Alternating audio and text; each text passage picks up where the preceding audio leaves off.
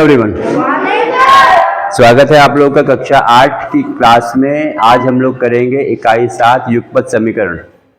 ठीक है, युगपत समीकरण के पहले हम लोग कुछ चीजें देख लेते हैं बेटा।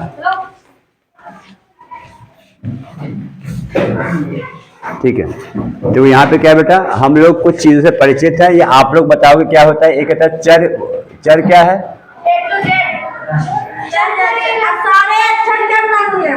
सारे अक्षर संख्याओं को चर राशि कहते हैं जिसका मान बदलता रहता है। फिर एक है आपके पास अचर,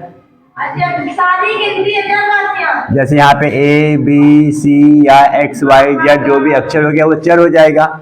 और सारी गिनतियों को कह लो जिसका मान नहीं बदलता है उसे कहते हैं अचर राशि, है ना। ठीक है, जैसे सारी गिनती कह सकते हो, चाहे पॉजिटिव हो नेगेटिव हो, 2 4 6 3 2, हाँ -1, ये सब अचर हैं। इसके बाद है आपके पास व्यंजक। व्यंजक क्या हो जाएगा?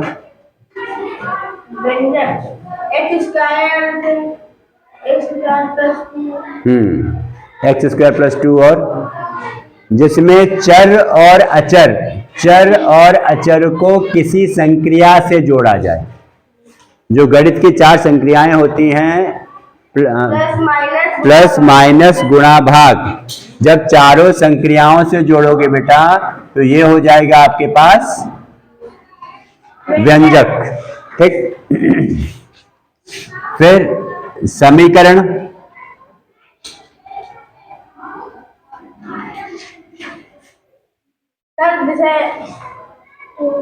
बराबर में दिया हुआ, हाँ बिल्कुल कह सकते हैं बराबर में दिया। जो हम कहते हैं x + 5 = 8, इसे कह सकते हैं समीकरण, है ना। मतलब किसी भी दो व्यंजक को आपने बराबर चिन्ह के, एक को बाएं पक्ष पे रखा है एक को दाएं पक्ष पे रखा है, उसे हम समीकरण कह सकते हैं। जैसे हम कहते हैं 2x + 3y = 3z, समीकरण, है ना। या x + y = 8, समीकरण है। इवन x = y, ये भी समीकरण हो जाएगा। यानी आपके पास ये आप पिछली कक्षाओं में ये सब पढ़ चुके हो, चर अचर व्यंजक समीकरण ये पढ़ चुके हो। इसके बाद है फिर आपके पास रेखीय समीकरण भी हमने हल करना सीखा था पिछली कक्षाओं में साथ में। रेखीय समीकरण में क्या कह सकते हैं बेटा? रेखीय समीकरण में क्या होता है कि चर की घात 1 होती है। चर की घात 1 होती है। x + y = 3, x और y चर है तो x की घात भी 1 है, y की घात भी 1 है। यहाँ पे 2 प्रकार के चर संख्याएं मौजूद हैं। या एक की बात करें तो 3x + 6 = 9, इसमें ये समीकरण है, रेखीय समीकरण है, क्योंकि इसमें चर की घात 1 है। अब इसी तरह से हम अगर ये ले लें 2x² + 5x + 6 = 0, ये आपके पास रेखीय समीकरण नहीं है, क्योंकि चर की घात 2 है। यहाँ पे चर की घात 2 है, चर की घात 1 होगी तो ये आपके पास हो जाएगा रेखीय समीकरण। इसको रेखीय समीकरण इसलिए कहा जाता है कि क्या इसको, इन समीकरण को आप ग्राफ पर जब ड्रॉ करोगे, जो आपको पढ़ाया गया था, ध्यान हो, कार्तीय तल कोऑर्डिनेट ज्योमेट्री में पढ़ाया गया था, उसमें अगर इन सब रेखीय समीकरण को आप जब ड्रॉ करोगे तो क्या होगा, आपको एक रेखा मिलेगी। जब इसको प्रदर्शित करोगे, निरूपित करोगे तो ये आपके पास एक रेखा मिलेगी, इसलिए इसको हम रेखीय समीकरण कहते हैं। ठीक है, इतनी चीजें आप लोग पिछली कक्षा में पढ़ चुके हो, चर अचर व्यंजक समीकरण रेखीय समीकरण। अब आपके पास यहाँ पे क्या है बेटा, युगपत समीकरण। यहाँ पे क्या है, युगपत समीकरण।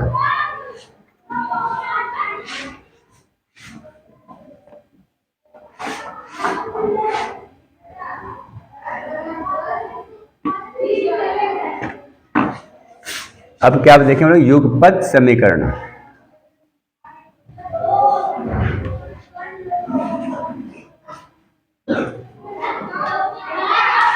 ये क्या हो गया है, जो भी आपके पास रेखीय समीकरण थे उसमें दो चर होने चाहिए, a1x plus b1y plus c1 equal to 0 कह सकते हैं, ठीक है। या हम कह सकते हैं a2x plus b2y plus c2 equal to 0। ये दो आपके पास युगपत समीकरण होंगे कब, जब आपके पास a1 बटा a2 is not equal to b1 बटा b2 होगा। इसको अभी हम लोग एक छोटे से उदाहरण के साथ भी सीखेंगे। यहाँ पे x और y क्या है बेटा, अभी देख लीजिए, इसको बाद में लिख लीजिएगा। इसको x और y क्या है, चर। a1 a2 b1 b2 क्या है बेटा, ये अचर, अचर है ना। वह हम कह सकते हैं x का कोफिशिएंट a1 है, कह लीजिए x का कोफिशिएंट a1, और ये आपके पास समीकरण 1 कह लीजिए, ये समीकरण आपके पास 2 कह लीजिए। समीकरण 1 में x का कोफिशिएंट a1 है, y का कोफिशिएंट b1 है, या हम ये कह सकते हैं x का गुणांक a1 है, y का गुणांक b1 है, और c1 क्या है, c1 एक कांस्टेंट है। यहाँ पे c1 और c2 भी आपके पास अचर है बेटा, a1 a2 b1 b2 c1 c2 ये अचर है। अचर मतलब कांस्टेंट संख्याएं हैं। ये क्या आपके पास है, युगपत समीकरण। इसको हम क्या कह सकते हैं, सिमल्टेनियस इक्वेशन भी कहते हैं बेटा। अगर मैं इंग्लिश की बात करूं, these are the simultaneous equation. यहां पे हम लोग क्या सीखने वाले हैं कि युगपत समीकरण को कैसे हल किया जाए, युगपत समीकरण को कैसे हल किया जाए। अभी तक हम लोगों ने देखा था रेखीय समीकरण को कैसे हल करते हैं, जो कि एक ही चर में होता था। तो कक्षा 7 में आप देखोगे तो, ठीक है। अब इसमें क्या है, देखो बहुत सिंपल सा उदाहरण लेते हैं। मान लीजिए x plus Y is equal to 8 है, ये पहली समीकरण हो गया है। दूसरा x minus Y is equal to 2 है, सही है। इसको हल करते हैं। अब दोनों को हल करने का तरीका क्या है, चलिए हम अगर देखें, अगर आपके पास x plus Y is equal to 8 है, हम x और y के लिए अलग अलग मान ले सकते हैं। यहाँ पे सारणी अगर बना देंगे तो यहाँ पे क्या आएगा, x का मान 1 है तो y का मान कितना हो जाएगा, 7। x का मान 2 है तो y का मान कितना होगा, भाई सीधी सी बात है। एक में हम क्या जोड़े कि 8 हो जाए, ऐसे आप समझ लो, है ना। या 2 में हम क्या जोड़े कि 8 हो जाए, 6 हो गया। 3 में हम क्या ऐड करें कि 8 हो जाए, यही तो जाएगा आपके पास। 3 होगा तो 5 हो जाएगा, 4 होगा तो ये आपके पास 4 हो जाएगा। ऐसे आप देखोगे कई सारे मान यहाँ पे आपके पास आ सकते हैं, है ना। अगर यहाँ पे 6 होगा तो ये 2 हो जाएगा। x अगर 6 होगा तो y का मान 2 हो जाएगा। x अगर 7 होगा तो y का मान 1 हो जाएगा। और भी मान आ सकते हैं, फिलहाल और भी मान आ सकते हैं। हम अगर देखें, अब इसका देखो बेटा, x minus Y is equal to 2 अगर है, इसके लिए अगर सारणी बनाया जाए तो कैसे बनेगी,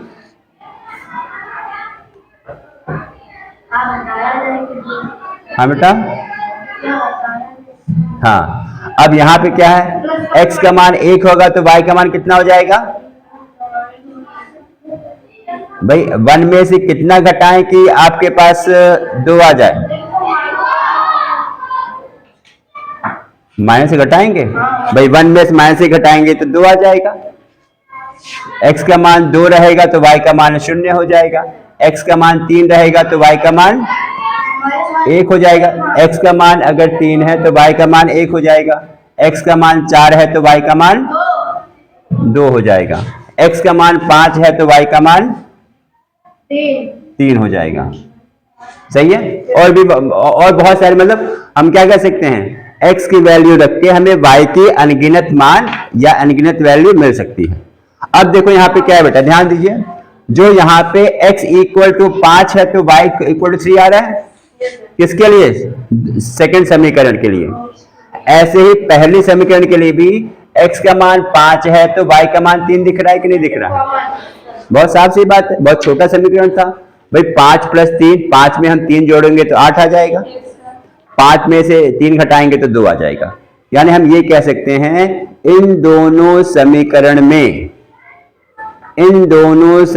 में x बराबर 5 और y बराबर 3 जो ये मान है दोनों समीकरण को संतुष्ट करता है, दोनों समीकरण को संतुष्ट करता है। सही है, ठीक ठाक है।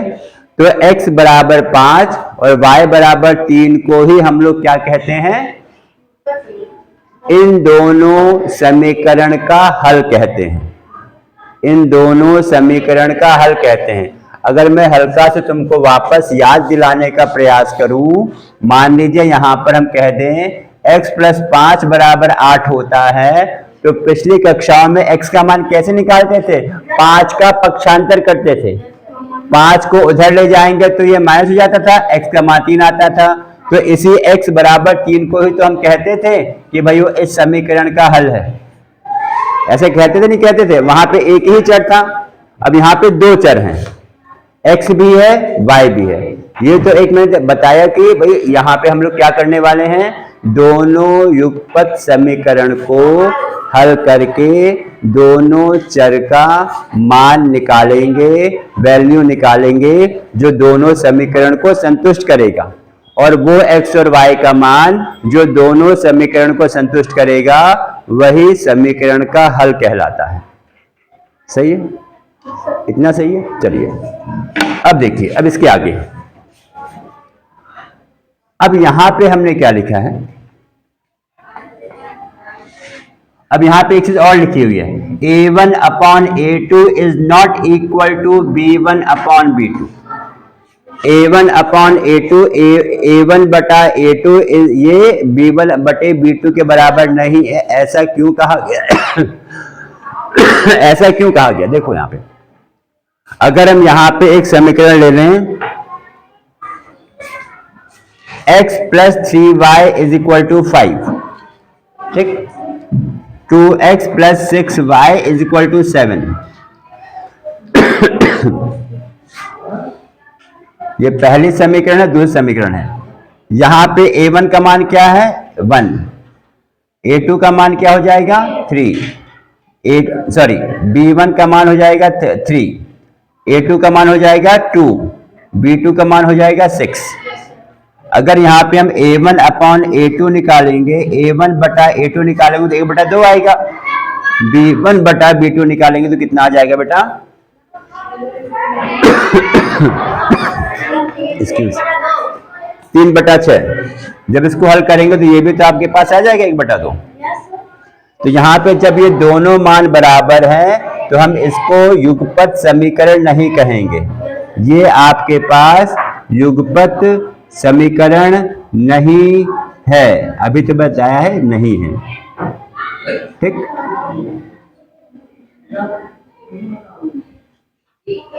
या आप इसको ऐसे कह लो कि युगपत समीकरण है भी तो यहाँ पे x और y का कोई भी ऐसा मान नहीं आएगा जो दोनों समीकरण को संतुष्ट करे। इसमें और भी केसेस बनते हैं जो आप आगे कक्षा 9 में पढ़ोगे। अभी आपके लेवल पे कक्षा 8 पे वो समीकरण है जिसमें आपके पास a1 बटा a2 is not equal to b1 बटा b2 है। ये कहने का तात्पर्य क्या है, अगर इन दोनों समीकरण को ग्राफ पर अगर जब ड्रॉ करोगे तो ये दोनों लाइनें आपकी समांतर लाइन आएंगी। समांतर लाइन पता है क्या होती है, रेल की पटरी, चलो और हाँ कई सारी पता है ना, कि जो वो लाइन है जो एक दूसरे को कहीं कट नहीं करती है, एक दूसरे को कहीं भी कट नहीं करती है, एक दूसरे को कहीं भी काटेगी नहीं। और जो भी हमें x और y का, ठीक है, जब एक दूसरे को एक कट ही नहीं करेगी तो x और y का कोई भी मान ऐसा होगा ही नहीं जो इन दोनों समीकरण को संतुष्ट करे, इन दोनों के समीकरण को संतुष्ट करे। या आप इसको ऐसे भी देख सकते हो, कैसे देख सकते हो, हमने यहाँ पे क्या लिखा है, x plus 3y is equal to 5 लिखा है। अगर दोनों साइड हम 2 से गुणा कर दें, दोनों साइड अगर 2 से गुणा कर देंगे तो कितना आएगा 2x plus 6y is equal to 10, जबकि यहां पे हमें दे रखा है 2x plus 6y is equal to 7। यहां पे हमने निकाला 2x plus 6y is equal to 10 और यहां पे दिया 2x plus 6y is equal to 7। तो कहने का तात्पर्य क्या है, अगर मैं समीकरण 1 के हिसाब से चलूंगा तो 2x plus 6y is equal to 10 आएगा, 7 नहीं आएगा। सही है, यानी ये दो समीकरण ऐसी हैं जो कि अगर आप ग्राफ पे प्लॉट करोगे तो ये समांतर रेखा आएंगी, एक दूसरे को कहीं भी कट नहीं करेंगी, काटेंगी नहीं। तो हम यहाँ पे वो ठीक है, और यहाँ पे क्या हो गया, हम वो समीकरण हल कर रहे हैं जिसमें आपके पास a1 upon a2 is not equal to b1 upon b2 है। a1 बटा a2 बराबर नहीं है b1 बटा b2 के। सही है, अगर ऐसा हो जाएगा तो क्या होगा, दोनों लाइनें आपकी समांतर हो जाएंगी, यानी आपको x और y का कोई भी ऐसा मान नहीं मिलेगा जो दोनों समीकरण को संतुष्ट करे। सही है, ठीक है, ये आप अगली कक्षा में पढ़ोगे। यहां पे हम क्या, ठीक, अगर ये युगपत समीकरण है लेकिन दोनों लाइनें कहीं कट नहीं करेंगी, या इसको उन्होंने क्या कहा है, युगपत समीकरण नहीं, उन्होंने कह दिया। चलिए ठीक है,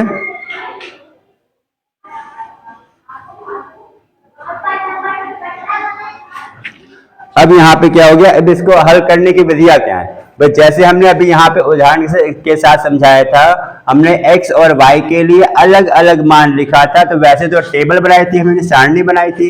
अब सारणी बनाने में बहुत टाइम लग जाएगा, तो इसको हल करने की दो विधियां हैं। आपके कक्षा 8 में इसको हल करने की दो विधि है, आप जब बड़ी क्लास में जाओगे तो दो विधि और है बेटा। ठीक है, यहाँ पे हल करने की क्या विधियां हैं,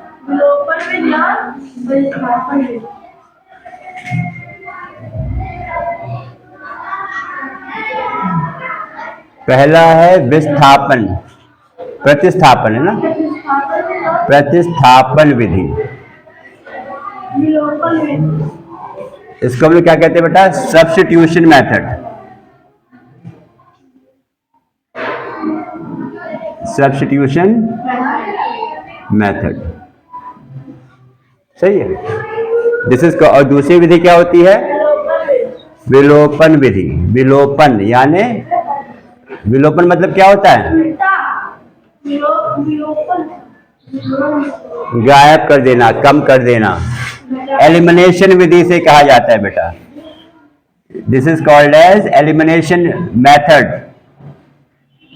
अगर मैं इंग्लिश की बात करता हूं तो अंग्रेजी में इसको कहते हैं एलिमिनेशन मेथड। ठीक है, अब प्रतिस्थापन विधि में क्या है, एक साधारण सा प्रश्न लेते हैं, या जो हमने प्रश्न किया था वही ले लेते हैं। चलो, क्या था, अगर मैं प्रश्न, अभी इसके पहले कौन सी ली थी हमें समीकरण याद है, x plus Y is equal to what, x minus Y is equal to 2, यही तो था आपके पास। यहां पे दो समीकरण आपके पास है, बिल्कुल साधारण है, मेथड सब में सेम रहेगा। अगर हम बात करें प्रतिस्थापन विधि की, हम अगर देखें, अगर हल की बात करें तो समीकरण 1 में क्या करेंगे, x plus Y is equal to 8 है बेटा, इसमें आप y का मान निकाल लो। चर y का मान x के टर्म्स में निकालोगे तो x का जब पक्षांतर करोगे तो वहां पे क्या आएगा, 8 माइनस एक्स। क्या आ गया, y का मान 8 माइनस एक्स। इस यहाँ पे आप y का मान हमने पता किया है x के टर्म्स में, यहाँ पे आप x का मान भी पता कर सकते हो।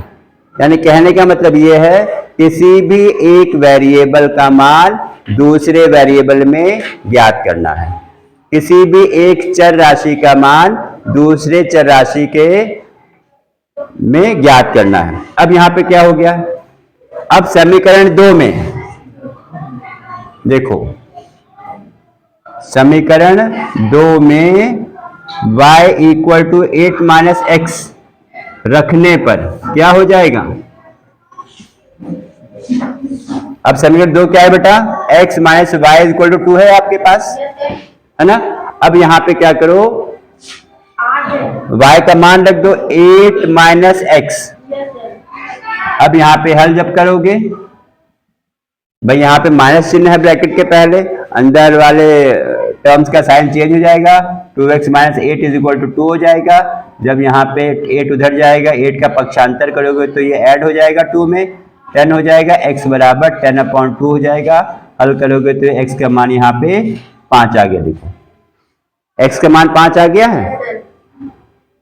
अब जब x का मान 5 आ जाएगा तो इस समीकरण में आप रख दीजिए। वैसे x का मान आप किसी में भी रख दोगे, चाहे 1 में भी रख सकते हो, 2 में भी रख सकते हो, किसी में भी x का मान रख सकते हैं, आपके पास y की वैल्यू हो जाएगी। या इसका हम तीसरा अगर समीकरण कह देंगे तो समीकरण 3 में आप x का मान रख दो। समीकरण 3 में x बराबर 5 रखने पर, x बराबर 5 रख दो, उसमें क्या आएगा, y बराबर 8 माइनस 5 रखोगे तो y का मान 3 आ जाएगा। और यही दोनों मान अभी इसके पहले हम लोगों ने अभी पता किया था, है ना। ये क्या है आपके पास, प्रतिस्थापन विधि। ये आपके पास हो जाएगा प्रतिस्थापन विधि, यानी किसी भी एक राशि का मान, किसी भी एक अचर राशि का मान, है ना, एक क्या करेंगे, एक अज्ञात चर का मान, अज्ञात चर y है, इससे इस अज्ञात चर का मान दूसरे अज्ञात चर दूसरे अज्ञात चर मतलब x के में व्यक्त कर देंगे। फिर इसको हम लोग प्रतिस्थापित कर देंगे कहां पे, दूसरे इक्वेशन में। मतलब एक समीकरण से आप y का मान निकाल रहे हो और उस y के मान को आप दूसरी समीकरण में पुट कर दे रहे हो, रख ले रहे हो। तो ये पूरी समीकरण कैसी जाएगी, ये इस पूरी समीकरण में एक ही अचर रहेगा, है कि नहीं। अब इस समीकरण में एक ही तो बचा चर राशि x ही बचा, उसी x का मान ज्ञात करना है। जब x का मान आ जाएगा तो आप इससे y का मान ज्ञात कर लोगे, ठीक है। इसी तरह से आप यहाँ पे प्रश्न लगाइएगा, आपके पास अभ्यास है ये 7A है शायद, है ना, हाँ, अभ्यास 7A के प्रश्न लगाइएगा। फिर हम लोग मिलेंगे अगले वीडियो में अगले टॉपिक के साथ। अच्छे से पढ़िए, खुश रहिए, स्वस्थ रहिए, धन्यवाद।